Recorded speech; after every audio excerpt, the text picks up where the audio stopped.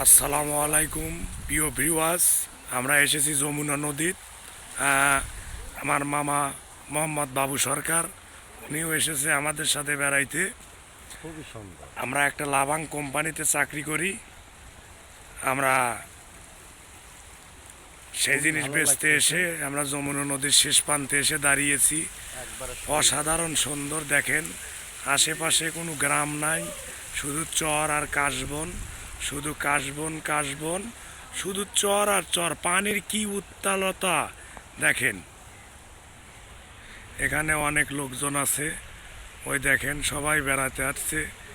ভালো একটা জায়গা। আমার মামা মোহাম্মদ বাবু সরকার, সমুদ্র দিয়ে ধরো, সুন্দর নদী। এই আমার মামা বাবু সরকার আপনাদের কিছু বলবে, আপনারা শোনেন। এই যে নিচ দিয়ে ধরো, দেখো এই যে পানি কিভাবে দেখো পাক খেতেছে, দেখছো?